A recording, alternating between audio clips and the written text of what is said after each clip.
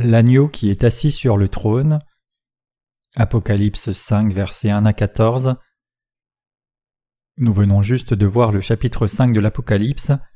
Ici, la parole de Dieu nous dit que le Fils est le seul qui sauvera et jugera l'humanité à la fin des temps. Qui est ce Seigneur en qui nous croyons?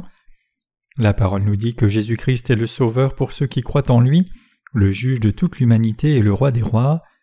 Nous pensons souvent à Jésus comme à un Seigneur limité, mais notre Seigneur est le juge de toute la création. Le Seigneur nous a délivrés de tous nos péchés, du jugement et de la destruction, en nous donnant l'évangile de l'eau et de l'esprit. Le Seigneur est donc devenu notre vrai Sauveur et notre vrai Dieu. En même temps, notre Seigneur est le roi et le juge de toute l'humanité. Aujourd'hui, réveillons nos cœurs reconnaissants pour le Seigneur en qui nous croyons et sur qui nous comptons. À partir du verset 1, nous voyons qu'à la droite de celui qui était assis sur le trône il y avait un rouleau, et que l'agneau Jésus-Christ a pris ensuite ce rouleau.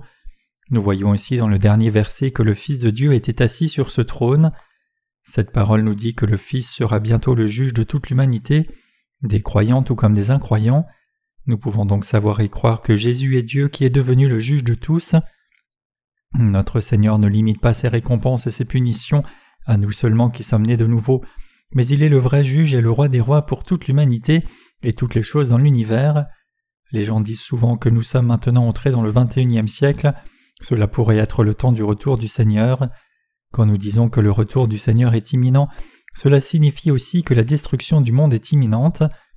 Ce que nous pouvons dire de cette parole, c'est que Jésus a l'autorité pour être le juge de tous. Notre Seigneur est venu sur cette terre dans la chair d'un homme, et à l'âge de 30 ans, il a pris sur lui tous les péchés de l'humanité par son baptême une fois pour toutes, et en étant crucifié, il fut jugé pour tous les péchés de l'humanité. Seul Dieu le Père peut recevoir l'honneur et l'adoration de l'humanité et de chaque créature dans le ciel et sur la terre, mais il a donné à son Fils Jésus-Christ le droit de recevoir l'honneur et l'adoration avec le Père pour l'obéissance et l'accomplissement de la volonté de Dieu le Père. Christ pouvait donc hériter du Père toute sa juridiction. Il a donné le droit à Jésus-Christ de juger chaque être humain, et tout être humain est sauvé et jugé seulement par lui. Il est très avantageux pour nous de savoir qui est exactement le Seigneur qui nous a sauvés. Cette connaissance est essentielle pour que nous gardions notre foi forte à la fin des temps aussi. Quand nous croyons en Jésus avec une claire connaissance de quel genre de puissance il a au juste, cette connaissance devient une grande force pour nous. Le Seigneur qui nous a sauvés est celui qui a l'autorité pour juger chacun comme bon ou mauvais. Nous devons comprendre et croire que ce Seigneur est digne de recevoir la même adoration que Dieu le Père.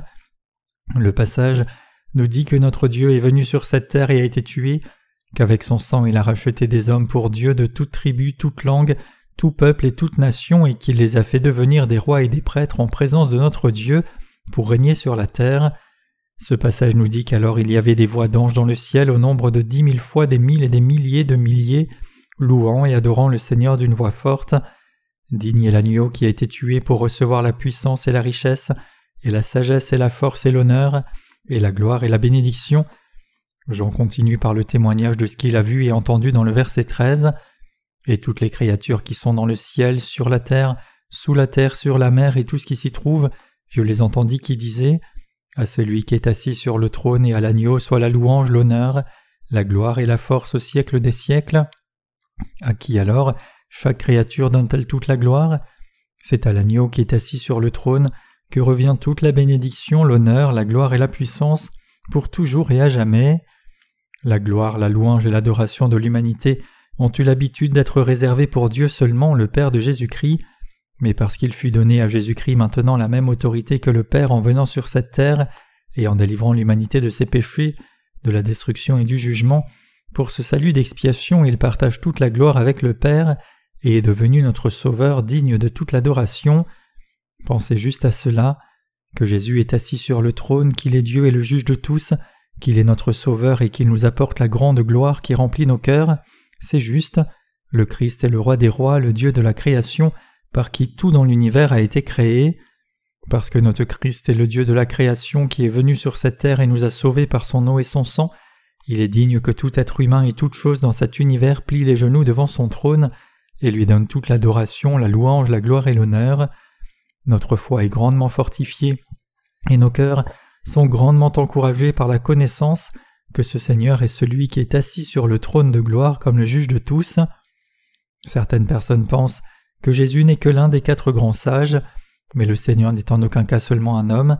Le Seigneur est notre Dieu qui nous a créés, nous a fait et nous a sauvés. Nous ne pouvons donc jamais comparer le Seigneur de notre propre création à un simple être humain. Ni Socrate, ni Confucius, ni Bouddha, ni aucun autre être humain ne peut être comparé à notre Seigneur. Seul Jésus a vécu comme un homme pendant seulement 33 ans pour nous sauver, mais sa substance est la même que Dieu. Cela n'est pas simplement une bonne métaphore, mais comme les êtres humains donnent naissance aux êtres humains, Jésus-Christ est Dieu comme il est le Fils de Dieu le Père. Jésus est donc Dieu lui-même, le Dieu de la création, mais le Seigneur est venu sur cette terre pour nous sauver. Parce qu'il nous a sauvés, il est digne de recevoir toute gloire de notre part, et nous devons fermement croire dans nos cœurs que Jésus n'est pas une créature mais le Créateur. Combien joyeux et reconnaissants nous sommes. Notre Seigneur qui peut achever le plan de Dieu.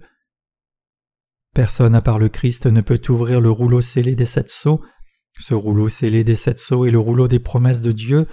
Dieu a créé toutes les choses dans l'univers, nous incluant en Jésus-Christ. Avant même la création, Dieu a établi un dessein en Jésus-Christ pour faire de nous ses enfants. Notre Seigneur a reçu ce rouleau scellé pour accomplir le plan de création de Dieu et son plan de nous sauver et de juger l'humanité.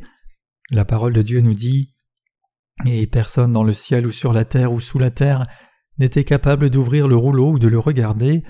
Il n'y avait personne, autrement dit, qui était capable de finalement achever le plan de Dieu. Seul Jésus-Christ peut faire cela. Pourquoi ? Parce que Dieu a tout planifié dans son Fils. Cela signifie aussi que le Christ a l'autorité du jugement pour ouvrir le rouleau scellé des 7 sceaux, le plan de Dieu le Père. Avec cette autorité, Jésus a accompli chaque aspect du plan de Dieu en prenant tous nos péchés sur lui par son baptême et en nous sauvant, en étant puni pour ses péchés sur la croix à notre place. Le Christ a fait de nous ses prêtres devant Dieu en nous délivrant du péché par son sacrifice et au prix de sa propre vie. Jésus-Christ a aussi fait en sorte que ceux qui croient en son salut règnent avec lui. Comme la parole de Dieu nous le dit, nous régnerons sur la terre. Quand le Seigneur reviendra en réalité sur cette terre, il vaincra toutes choses à nouveau et apportera le royaume millénaire à sa réalisation sur la terre.